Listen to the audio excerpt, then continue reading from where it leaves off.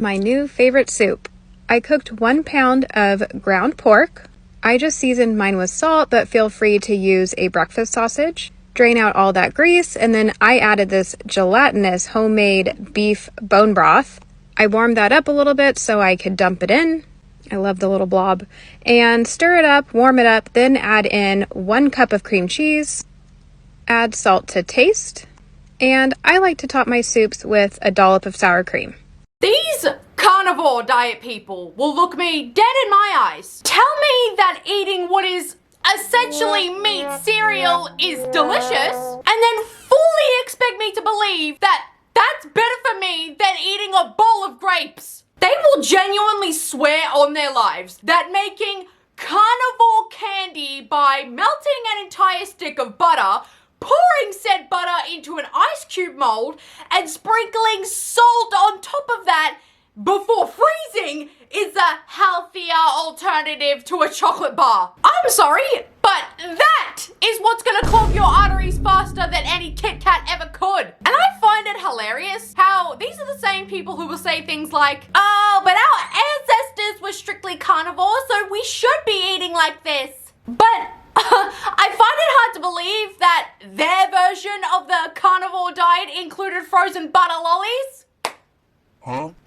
I work out every day and eat really well, but I still feel like crap and I don't know why. And then she includes a picture of a collage with a picture of a salad. Unless the salad is being drenched in an entire bottle of ranch, there is not one single universe in where a salad is a bad food. And then she says that water is what's making you feel like crap. Welcome to 2024, everyone. The year where we spread propaganda that water isn't good for you. There's absolutely nothing wrong with motivating yourself to drink 3 liters of water a day. And there's also nothing wrong with tap water. My entire family drinks tap water every single day, and we're all perfectly fine. And then she becomes hypocritical by saying having time on technology is bad for you. How do you think you recorded this entire video, edited this entire video, and then uploaded this entire video to Instagram? Yeah, by using your phone. And then apparently, cooking pans are making you feel bad. Dish soap is making you feel bad. Tupperware that humans have been using for over 60 years is making you feel bad. And now aluminum foil and saran wrap is making you feel bad. Hey, so is there anything that we can use? Is that why my Gen X parents, who were born in the 70s and are in their mid-40s, have used these products their entire lives and are all perfectly fine? Oh, and get this right, no more deodorant for you. Say goodbye to fresh breath, because you shouldn't be using toothpaste anymore. And you want to make your clean house smell nice? Too bad. A candle is poison. And you also want to protect yourself from the sun? Pathetic. But here's the real kicker, ladies and gentlemen. Apparently you feel bad because you're working out? Yes, my friends, 2024 is the year where people with absolutely zero professional qualifications for literally anything are recommending that you stop exercising. You are not a serious person. They don't want you to know that in the early 1900s, the Mayo Clinic was treating a variety of illnesses using only raw milk. This diet, right, has got to be lowering some IQs, people, because there ain't no way you're justifying this diet by saying, actually, people who were born in a completely different generation that I wasn't even alive for said that it was good for me.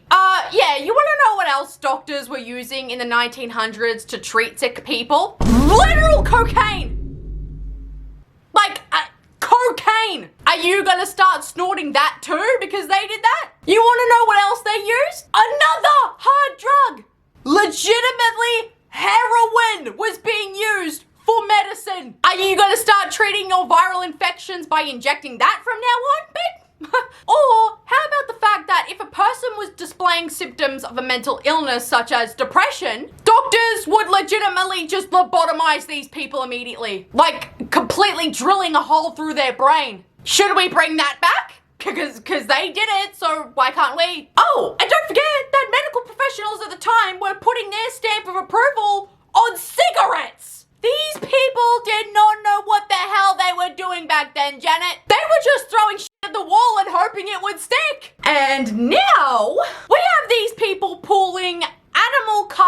leftovers out of nowhere and using that to boil down and whip into a moisturizer instead of being a regular, sane human being and going to your local grocery store to buy a CeraVe moisturizer instead. I don't know about you guys, but I absolutely love smelling like rotting animal flesh all day. It's quite honestly beautiful. And this is totally not going to smell absolutely rank after spending an hour in the sun and when you start sweating in response to that sunshine. You're gonna smell great, trust me. Who needs Bath and Body Works when you have beef fat sitting in your freezer? Who needs Sephora when you have chicken feet sitting in your fridge? Like, what are you talking about? POV, when kids intuitively know how good grass-fed butter is for their brain, while this child is quite literally just attacking this butter. That's concerning. Your literal toddler does not know what's good and what's not good for her. Toddlers will eat dirt.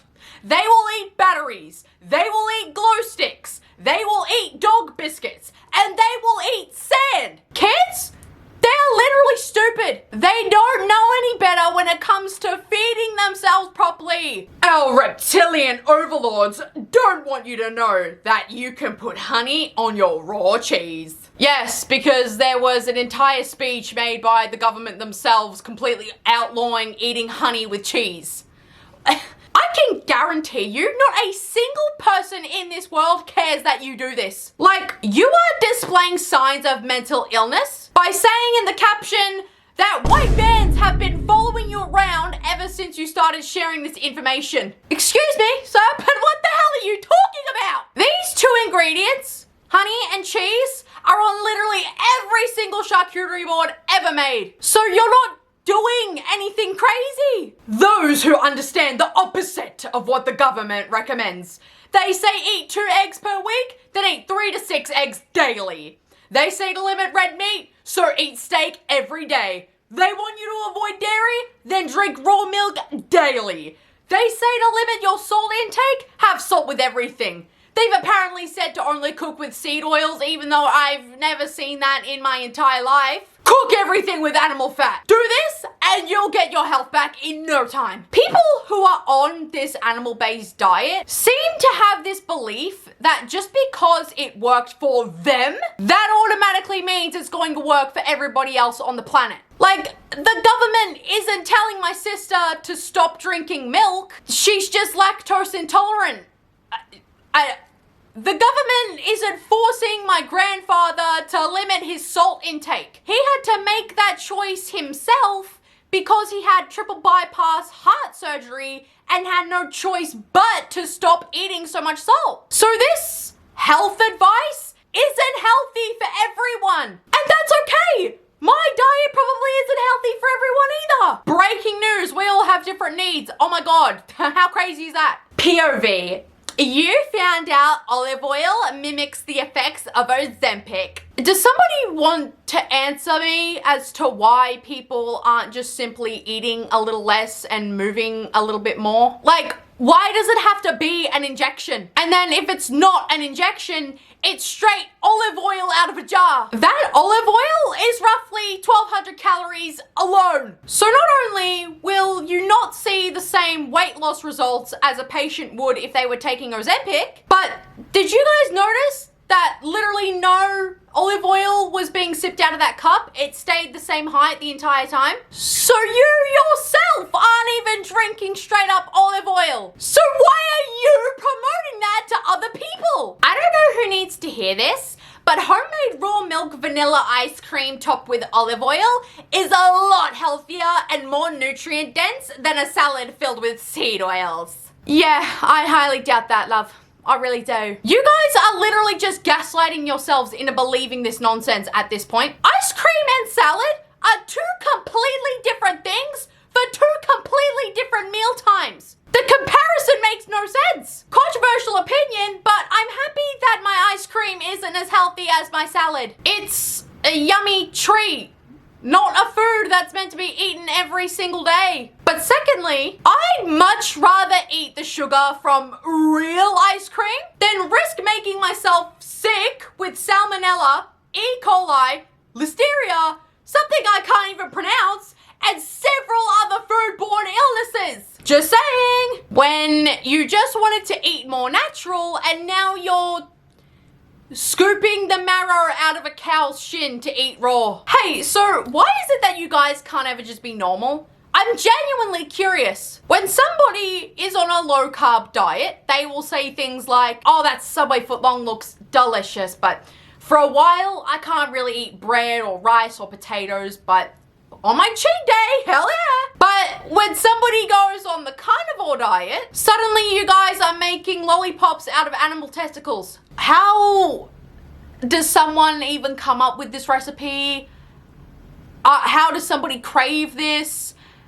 How, in any dimension, would this be a craving? Where exactly on the carnivore diet pipeline do these people start descending into this madness? Like, are you all just collectively suffering from a really bad case of scurvy? Is that what's making you do these things? And in the caption of the bone marrow video, the creator says, our ancestors lived by this philosophy. Yeah, and you want to know how long the average lifespan of our ancestors were? Nothing above 44 years old. Yes, humans can eat animals. But does that mean we should be eating every single nook and cranny that their bodies offer us? Absolutely not! If you started eating the carnivore diet and feel like crap, it's not what healing feels like.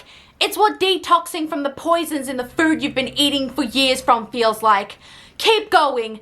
The healing is coming. Hey, so no. If you're eating a diet that is making you feel sick, it's probably for the better that you try something else that doesn't make you feel so nauseous all the time. Forcing yourself to continue to eat a diet that your body is actively rejecting is just going to do so much more harm in the long run. But also, my mum wanted me to say this in response to that video. Due to a medical issue regarding my mum's gallbladder, she's since stopped consuming milks and creams and cheeses, which is what carnivores eat. And my mum feels like a completely brand new person as she no longer gets the frequent stomach aches or the frequent chest pains as she used to while she was eating those things. So again, and I reiterate, if this diet has worked for you, that is fantastic. But your own personal experience doesn't apply to the 7 billion people that currently live in this world.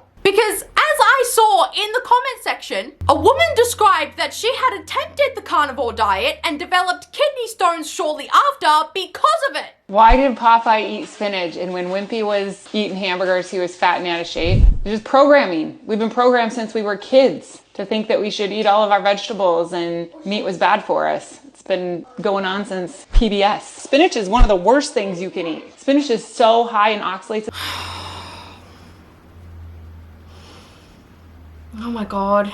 Popeye being strong for spinach, but Wimpy, who ate burgers, was fat and named Wimpy. Think about it. None of you have a singular brain cell left. I'm truly convinced of that. How are you saying that a children's cartoon was trying to brainwash you into believing that spinach is better for you than a cheeseburger? Because I'm sorry to rain on your parade here, love, but it can't be brainwashing if it's quite literally factually correct. 100 grams of spinach is 23 calories, while 100 grams of a cheeseburger is 300 calories. It's quite clear why they were promoting spinach over a burger. You're an adult, you should know that. And also, Wimpy wasn't named Wimpy because he ate burgers. You're literally just making that up so it fits your loud and wrong agenda. The reason Wimpy's name was Wimpy is because the character was literally a freaking wimp. The fact that you couldn't connect those simple dots and reach to that conclusion genuinely is concerning to me. And this last video has absolutely nothing to do with food, but these same people quite literally don't live in reality anymore. Because what the hell does Bill Gates gotta do with sunscreen and sunglasses? And why the hell is it a conspiracy? Humans cannot look directly into the sun. Yeah, we can't do that. Humans cannot spend too much time out in the sun with no protection, otherwise we will risk burning ourselves and developing melanoma. There is no conspiracy. That's just a natural reaction that our bodies do on their own. I cannot believe I have to say this to fully grown adults who pay mortgages, but we absolutely do need to be eating fruits and vegetables. Point blank, period. Anyways, guys, thank you so much for watching this video. Mwah. I love you all so much, and I'll see you guys in the next video. Bye, guys!